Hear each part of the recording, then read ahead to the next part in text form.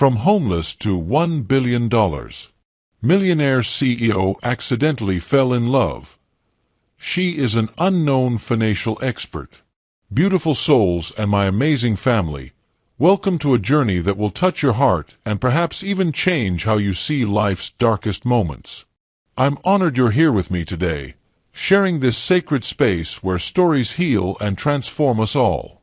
Meet Lila Moreau, a woman whose world shattered in an instant when tragedy claimed her husband and 2 children, leaving her adrift in grief at just 28 years old.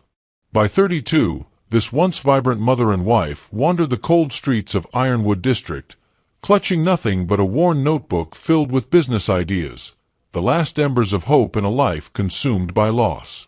Despite hunger gnawing at her stomach and the biting cold seeping into her bones, something remarkable burned within Lila, an unbreakable spirit that refused to surrender to despair.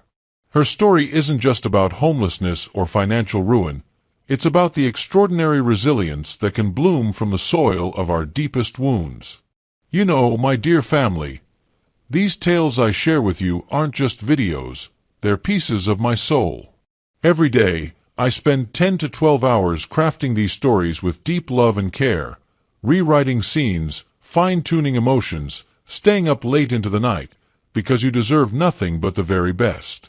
When you subscribe, like, share, or leave those heartfelt comments, it lights a fire in me. Your words remind me that I'm not just creating content. I'm creating moments. Moments that matter. Moments that stay. Before we dive into today's story, please take a moment to subscribe to our channel. Your subscribe matters to us. It makes us grow. It makes us strong. It makes us sound. It makes us encouraged. So please hit that subscribe button and fully be a member of this solid family. I love you all too much. And I want to stay and remain with you all, my beautiful family. Also, go ahead and drop the name of your country in the comments. Let's celebrate how beautifully connected we are. So now, take a deep breath, because what you're about to hear might just stay with you forever. Let's begin. Lila Moreau stood at the intersection of survival and surrender, a slender figure with determined eyes that reflected both loss and possibility. Her once manicured hands now bore the calluses of street life, yet she moved with a grace that poverty couldn't diminish. Chestnut hair, often tied back with a frayed ribbon, framed a face that carried both beauty and the shadow of sleepless nights. When she spoke, her voice carried unexpected authority, a remnant of the confident woman she once was. The threadbare coat she wrapped tightly around herself had been mended countless times, each stitch a small act of defiance against deterioration. In rare moments when she laughed, usually at some ironic twist of fate, the sound surprised even her, like discovering a forgotten melody. Most striking was her gaze, direct, unflinching, and somehow still luminous despite years of tears. Lila carried her notebook everywhere, fingers often tracing its worn cover like a talisman, her last connection to a time when dreams seemed possible. She moved through the world with the peculiar alertness of those who've learned that attention means survival, yet beneath this vigilance lay something rarer, a steadfast refusal to be defined by circumstance. Before tragedy rewrote her story, Lila had been a marketing executive with infectious enthusiasm and a gift for seeing potential where others saw obstacles. The accident that claimed her family occurred on a rain-slicked highway, transforming her in an instant from a woman with everything to one with nothing but grief. The first year afterward passed in a fog of medication and therapy, her corporate position eventually lost to extended leave. The second year brought financial collapse as savings dwindled and the house that echoed with ghosts became impossible to maintain. By the third year, Lila had descended through progressively smaller apartments until the streets became her unwanted home. Yet what drove her wasn't merely survival, it was redemption. Each business idea scrawled in her notebook represented not just potential income but restoration of identity. She clung to her former self's analytical mind and creative thinking as drowning people clutch lifelines. Her motivation transcended financial recovery. She sought to honor her lost family by becoming someone they would recognize again, someone worthy of the love that still anchored her to purpose despite everything that had been taken. Adrian Voss entered Lila's world like a collision of parallel universes. At 38, his meteoric rise through tech innovation had created a fortune that isolated as much as it empowered. Behind his confident smile and impeccable suits lurked insecurities born from humble beginnings and the constant fear that his success was temporary. The night Lila saved him from muggers revealed a vulnerability he rarely acknowledged. Marcus Dre, Adrian's chief business rival, moved through corporate circles with serpentine charm that concealed ruthless ambition. His perfectly tailored appearance and calculated generosity masked a man who viewed compassion as weakness and people as pawns. Between these men stood Adrian's executive assistant, Elise Chen, sharp-witted, fiercely loyal, and the first to recognize Lila's exceptional mind beneath her circumstances. With her no-nonsense efficiency and subtle kindness, Elise became the quiet bridge between Lila's street-forged resilience and the corporate battlefield where her future would be decided. These characters orbited Lila like planets around a wounded sun, each drawn by different forces of admiration, suspicion, and recognition of something extraordinary in a woman society had discarded. Ironwood District crawled with desperation and unexpected beauty. Crumbling brick buildings wore decades of neglect like badges, while vibrant street art bloomed on abandoned walls, defiant creativity amid decay. The constant soundtrack of distant sirens mingled with impromptu music from street performers trying to earn enough for their next meal. At night, the district transformed under flickering streetlights, shadows deepening as people huddled in doorways or gathered around trash can fires that offered brief reprieve from the cold. In stark contrast, Silver Heights rose like a glittering mirage of prosperity, all sleek glass towers reflecting clouds and sunlight, immaculate streets lined with luxury vehicles, and security guards ensuring that poverty remained comfortably out of sight. The 15-minute walk between these worlds crossed an invisible barrier that few traversed. Most poignant was the transitional neighborhood where Lila eventually found her modest apartment, a liminal space where hope and hardship coexisted in uneasy balance. The weathered building with its temperamental heating system stood as a physical manifestation of Lila herself, damaged yet standing, overlooked yet full of possibility, existing between two worlds while fully belonging to neither. These contrasting environments weren't merely backdrops but characters themselves, shaping decisions and challenging identities with their constant, silent judgment of who belonged where. Lila's first day at Adrian's corporate headquarters felt like entering another dimension. Security guards scrutinized her worn clothing with barely concealed suspicion, while executives in tailored suits whispered behind cupped hands. The temporary consulting position, evaluating a struggling division, seemed designed to fail. Her workspace, a converted storage closet with flickering lights and outdated equipment. The files dumped unceremoniously on her makeshift desk revealed a division hemorrhaging money for reasons deliberately obscured by convoluted accounting. Most telling was the cold email from Marcus Dre to a board member, "Let the homeless charity case spin her wheels. When she fails, Adrian's judgment comes into question." The underlying challenge wasn't just saving a failing business unit, it was proving her worth in a world built to exclude her. The division specialized in consumer technology that had once been innovative but now lagged behind competitors. Employees moved with a defeated shuffle of people expecting pink slips. Coffee breaks fell silent when she approached, professional courtesy barely masking the unanimous belief that her presence was Adrian's misguided charity. What no one anticipated was Lila's methodical brilliance.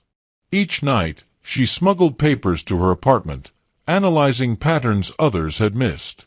By day, she asked questions that made department heads squirm. The clock was ticking, her 3-month probationary period a countdown to either redemption or confirmation of her unworthiness. Alone in her apartment, Lila pressed her forehead against cold glass, watching rain trace paths down the window like tears. "Am I delusional?"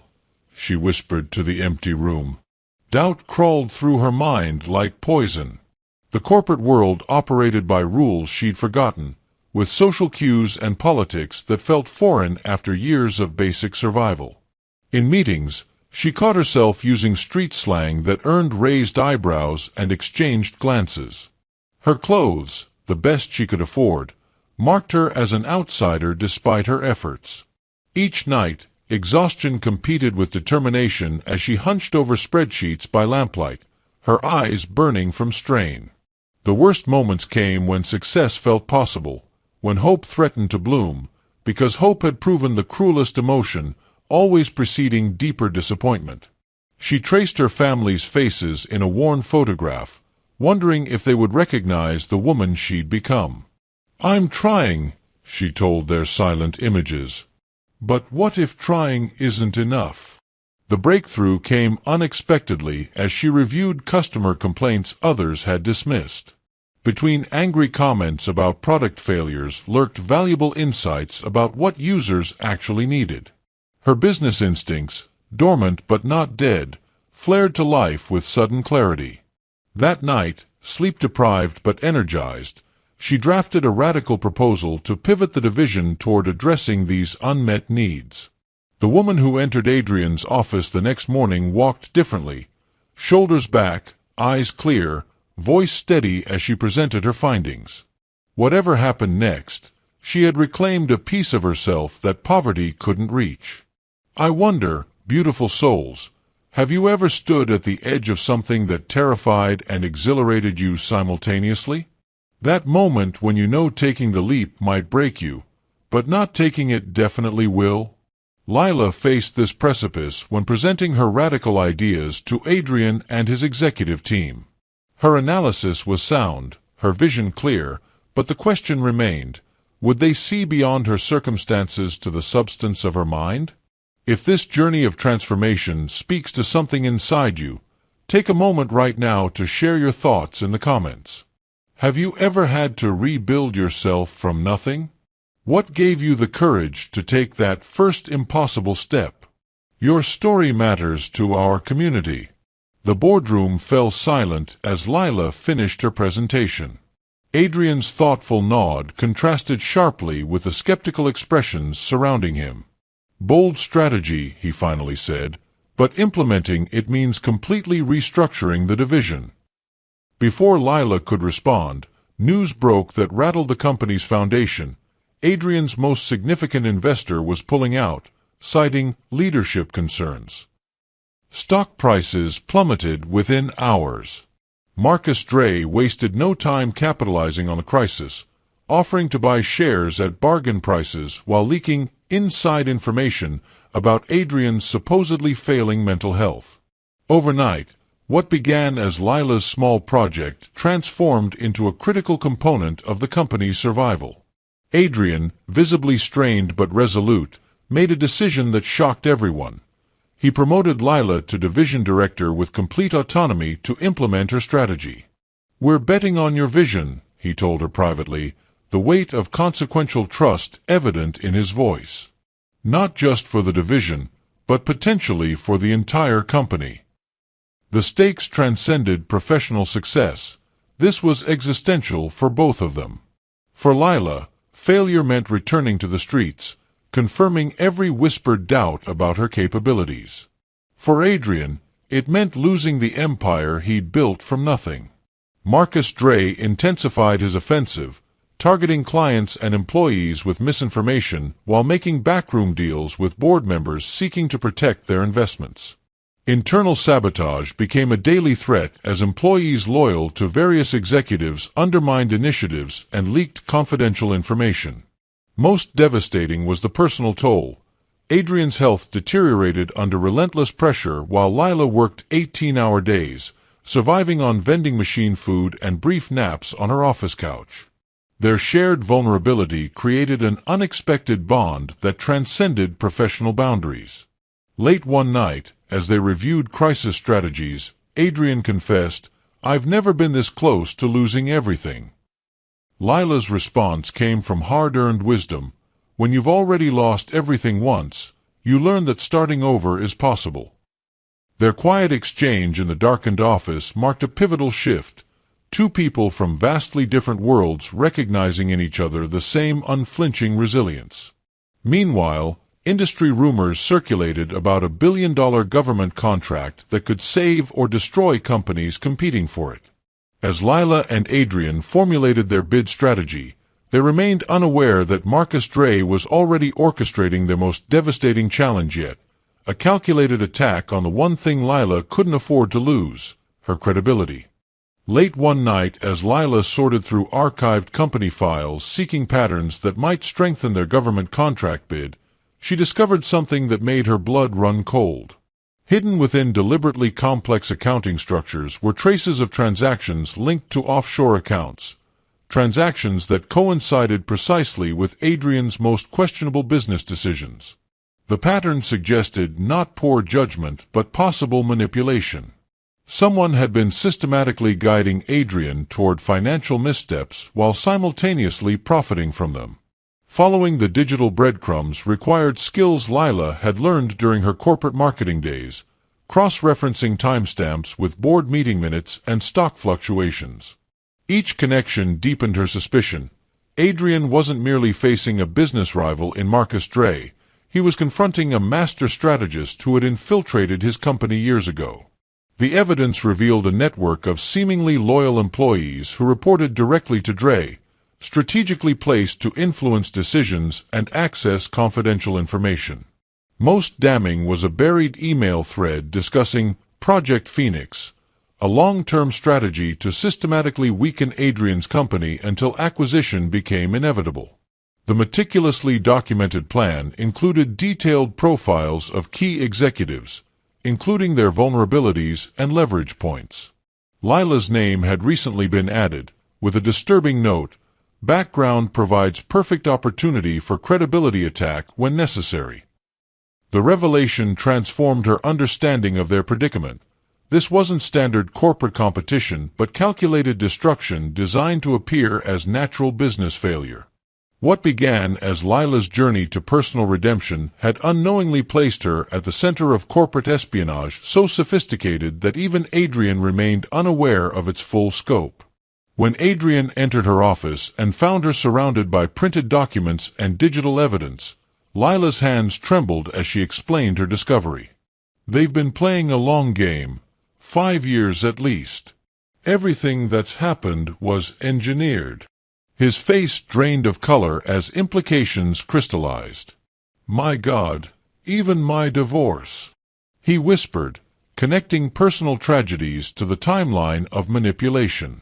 The weight of betrayal bent his shoulders as he examined evidence that trusted colleagues were secret operatives in his destruction.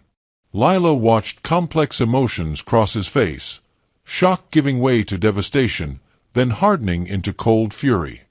Her own response was equally complicated: vindication that her business instincts remained sharp, followed by fear at the enemies they faced, culminating in fierce protectiveness toward Adrian and the company that represented her second chance.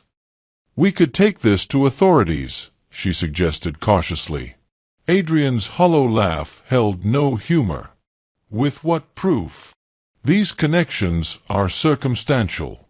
We'd look paranoid, which plays perfectly into their narrative about my judgment." Their eyes met in shared understanding. They stood alone against a machine designed to crush them. Yet beneath their fear flickered something unexpected: the exhilarating clarity of finally understanding the true nature of their battle. Knowledge, even devastating, provided power. As dawn broke through the windows, their determination solidified into something unbreakable. The government contract presentation loomed just 3 weeks away, insufficient time to dismantle years of sabotage. Rather than attempting to expose Marcus Dre's network, Lila proposed an audacious strategy pivot: we use their playbook against them. Instead of defending against inevitable attacks, they would create a deliberate vulnerability, a false narrative so tempting that Dre's team would pounce on it. "When they strike," Lila explained over midnight coffee, We'll be ready with countermeasures that expose their methods without revealing our knowledge of their larger operation. The plan required perfect timing and convincing performances from both Adrian and Lila, who would appear to disagree publicly about approach while working in seamless coordination behind closed doors. This strategic realignment came with profound personal implications. The deepening partnership between them blurred professional and emotional boundaries. Late strategy sessions evolved into shared confidences about their divergent yet parallel journeys from success to devastation and back toward possibility. Trust, the scarcest resource in both their lives, grew between them like something precious and fragile. Meanwhile, Dre accelerated his timeline, sensing the contract might derail his acquisition plans. Surveillance of Lila intensified, focusing on her homeless past, a vulnerability they planned to weaponize against her at the moment of maximum impact. As Lila and Adrian implemented their counteroffensive, neither fully grasped how their coming confrontation would forever alter not just their professional trajectories but the fundamental course of their intertwined lives. The government contract presentation became a high-stakes chess match that unfolded with terrifying precision. As Lila concluded her compelling pitch to the evaluation committee, Marcus Dre executed his attack. "Before decisions are made," his representative interrupted smoothly, "the committee should be aware of certain credibility concerns." The room tensed as fabricated evidence appeared on screens.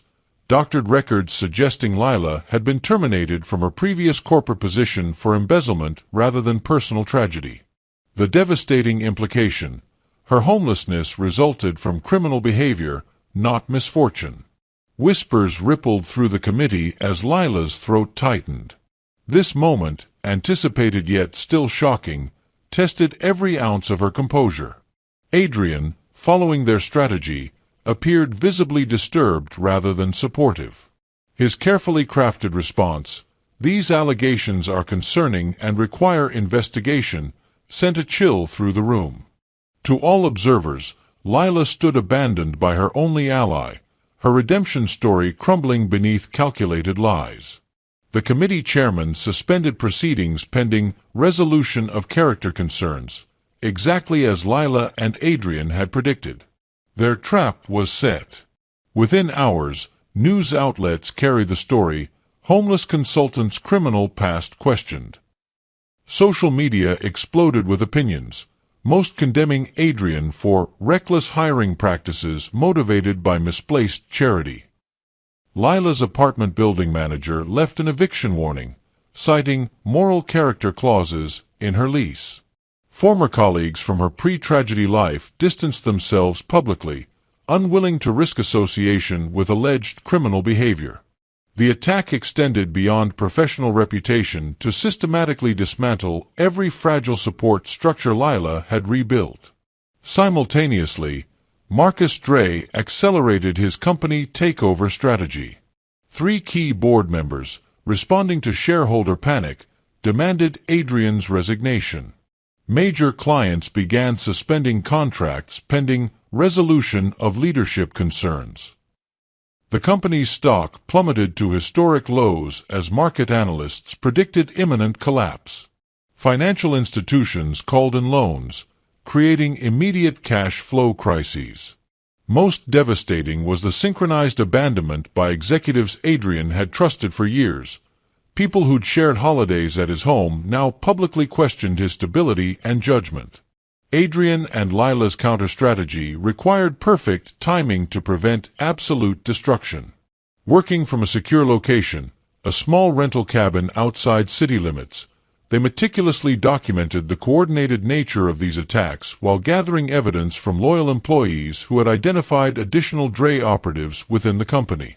Their investigation uncovered that Dre himself faced financial peril, his aggressive acquisition strategy built on leveraged assets that required Adrian's company acquisition to prevent his own collapse.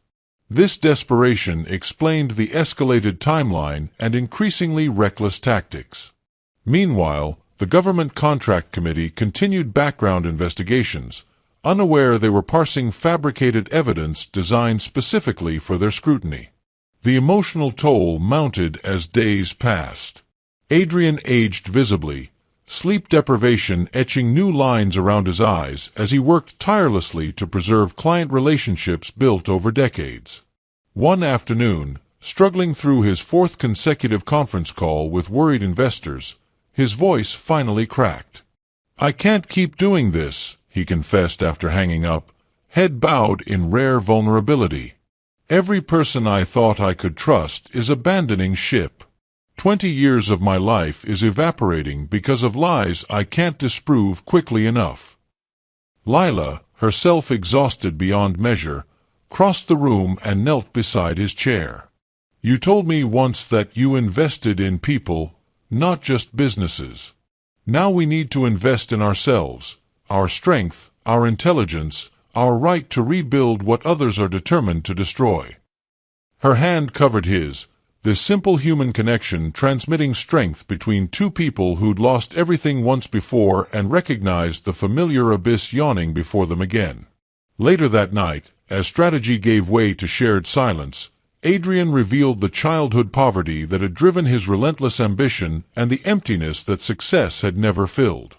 Lila, in turn, spoke of the guilt she carried, the argument with her husband before his fatal drive, the birthday party she'd been planning for her daughter who would never turn 7.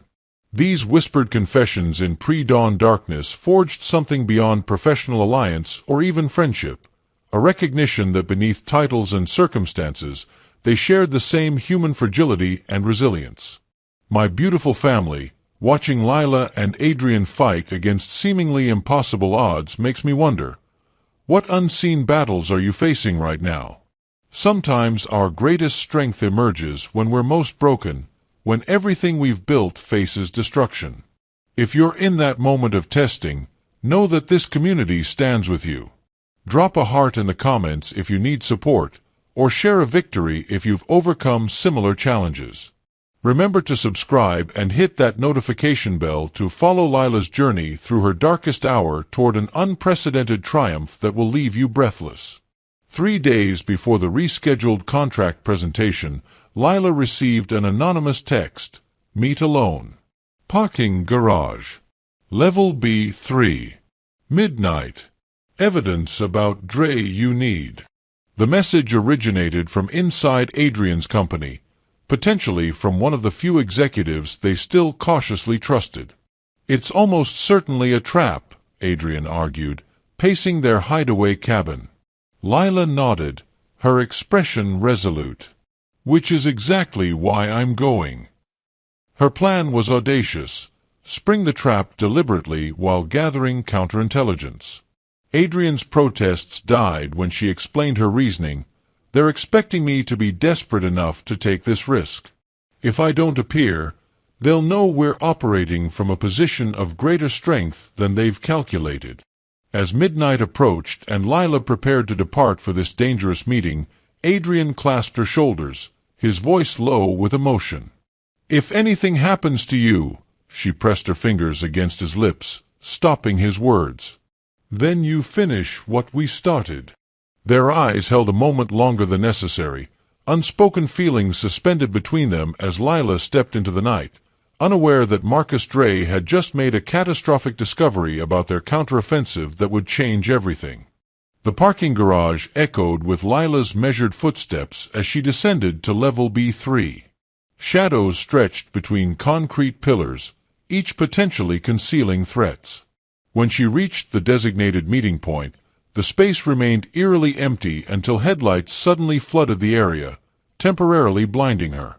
As the glare subsided, Marcus Dre himself emerged from a luxury sedan, flanked by 2 security personnel. "Ms. Moreau," he greeted with artificial warmth, "I'm impressed by your courage, or perhaps it's desperation." His smile never reached his cold eyes as he gestured toward a tablet displaying surveillance footage of Adrian's cabin hideaway. "Did you really believe I wouldn't find you?" The revelation struck Lila like physical pain. Their counter-strategy was compromised. Dre continued with practiced charm, "I'm offering a singular opportunity. Testify that Adrian manipulated financial records to secure the government contract." In return, I'll ensure you receive generous compensation and a fresh start elsewhere." His offer hung in the air between them, a poisoned lifeline that would save Lila while destroying Adrian. The moment crystallized everything: years of struggle, months of fighting impossible odds, and the fundamental choice between self-preservation and loyalty. Lila's response came with quiet certainty. "You fundamentally misunderstand who I am, Mr. Dre." She stepped closer, unintimidated by his security. "I've already lost everything once. That experience teaches you what truly matters, and it isn't money or power." Dre's expression hardened. "Then you'll lose everything again." As he turned to leave, Lila spoke words that stopped him cold. "Project Phoenix has been compromised." She held up her phone, displaying a live video feed of federal agents entering Dre's corporate headquarters with search warrants. The parking garage meeting wasn't just a trap, it was Lila's trap. While Dre had discovered their hideaway, he'd missed their actual countermove. Elise Chen, Adrian's loyal executive assistant, had spent weeks secretly compiling evidence for federal investigators while Lila and Adrian served as visible decoys. Dre's face transformed with dawning comprehension and fury as he lunged toward Lila, only to freeze at the sound of multiple vehicles entering the garage. FBI agents who had been monitoring the meeting from the beginning. As Dre was restrained and read his rights, Lila felt no triumph, only profound exhaustion and the weight of knowing how narrowly they had escaped destruction. The government contract presentation the following week occurred in a dramatically altered landscape. With Marcus Dre under federal investigation for corporate espionage, market manipulation, and attempted bribery, the earlier attacks on Lila's credibility collapsed under scrutiny. Adrian stood before the committee a changed man, humbled by near destruction yet strengthened by surviving it. His introduction of Lila reflected this transformation.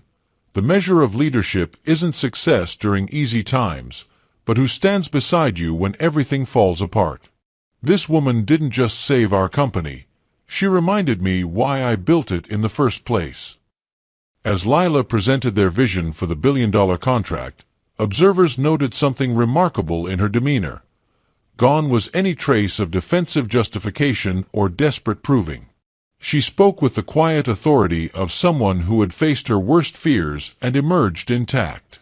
The technical brilliance of their proposal was enhanced by this newfound authenticity, creating an unbeatable combination of innovation and human resilience. Committee members who had previously dismissed her now leaned forward, captivated not just by concepts but by the extraordinary journey behind them. When the presentation concluded with unanimous approval, the victory represented far more than a business success. For Adrian, it marked evolutionary growth from ruthless ambition to principled leadership. For Lila, it completed a transformation from defined by-loss to self-determined architect of possibility. Their partnership, forged through shared vulnerability and mutual protection, had fundamentally altered both their professional identities and personal perceptions. As news headlines celebrated the contract award, neither Lila nor Adrian measured their achievement in dollars but in the reclamation of their most authentic selves. The aftermath unfolded like a succession of dominoes. Marcus Dre's arrest triggered investigations across multiple corporations, exposing widespread market manipulation that had damaged countless lives. Adrian's company not only survived but thrived as ethical leadership became its new hallmark. The division Lila had originally been hired to evaluate became the company's innovation engine, attracting global talent drawn to its redemptive culture. Board members who had abandoned Adrian during the crisis now sought reconciliation, only to find their positions filled by people who had demonstrated loyalty during adversity. Most significantly, Adrian implemented radical changes in corporate structure, creating pathways for advancement based on merit regardless of background, establishing housing assistance programs for employees facing personal crises, and founding an innovation incubator specifically for entrepreneurs from disadvantaged circumstances. These initiatives weren't performative charity but strategic recognition that diverse perspectives strengthened business outcomes. Lila, now officially Executive Vice President of Innovation, spearheaded these programs while mentoring others navigating their own professional resurrections. Their personal relationship evolved with the same authenticity that characterized their business partnership, neither rushing nor denying the deepening connection between them, both recognizing that healing sometimes requires patience. During the contract implementation phase, when a journalist asked Lila about her remarkable journey from homelessness to corporate leadership, her response became a quote replicated across business publications. "Success isn't measured by distance from your lowest point, but by how many others you lift while climbing." This philosophy defined their victory more profoundly than any financial metric, the understanding that true resilience creates ripples extending far beyond individual triumph to transform entire communities. 1 year after securing the billion-dollar contract, Lila stood at the podium of Ironwood Community Center, a gleaming new facility built where she once slept on park benches. Sunlight streamed through skylights onto faces filled with hope, former homeless individuals now enrolled in the center's business development program. "The greatest illusion I believed during my darkest days," she began, her voice steady with hard-earned wisdom, "was that I had become invisible. That society's inability to see me reflected my actual worth." Her gaze swept across the room. But worth isn't determined by external validation. It exists independent of recognition. Adrian watched from the sidelines, their relationship now openly acknowledged but deliberately kept private, both protective of something too meaningful to expose to public consumption.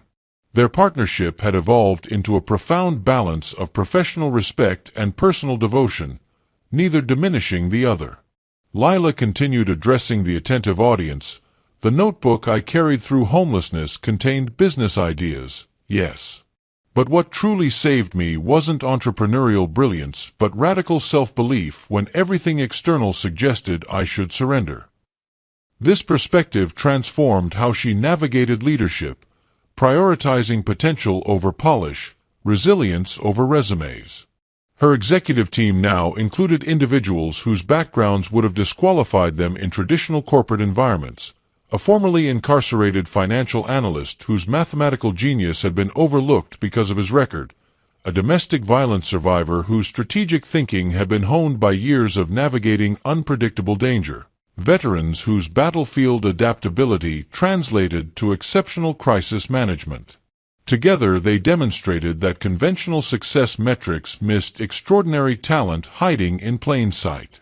Lila's most profound perspective shift came in redefining time itself, no longer seeing her years of homelessness as lost time but as essential education that equipped her with unique insights now benefiting thousands.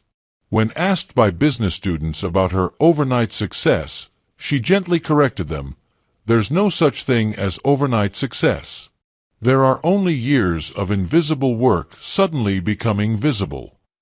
The message embedded within Lila and Adrian's journey transcends business strategy or personal ambition. It illuminates the extraordinary resilience woven into ordinary human experience, our innate capacity to begin again after devastation.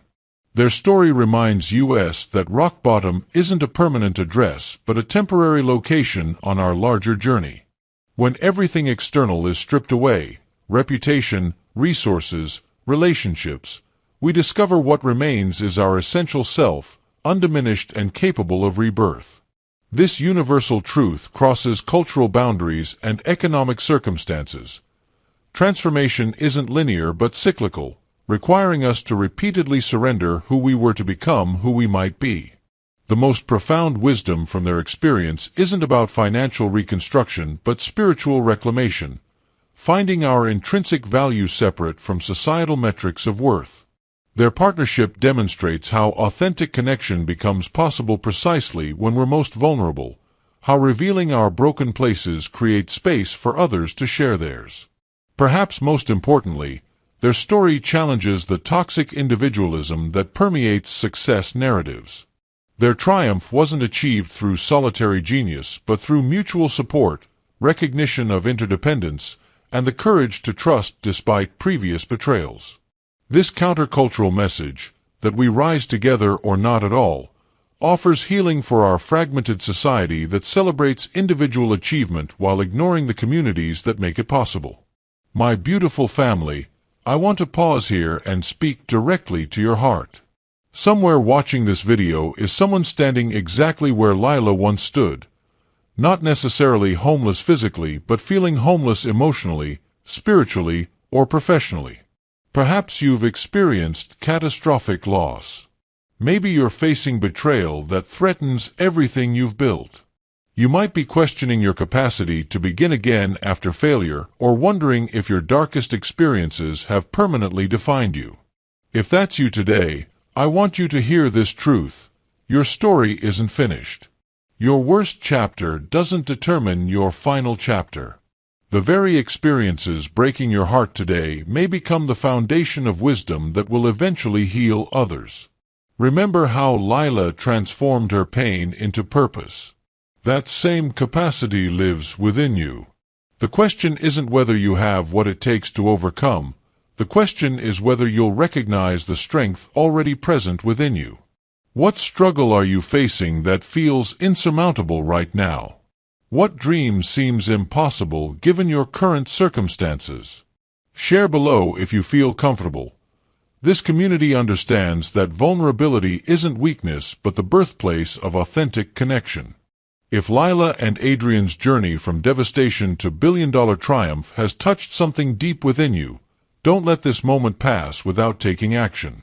Hit that subscribe button right now to join our family of resilient dreamers who refuse to be defined by their circumstances.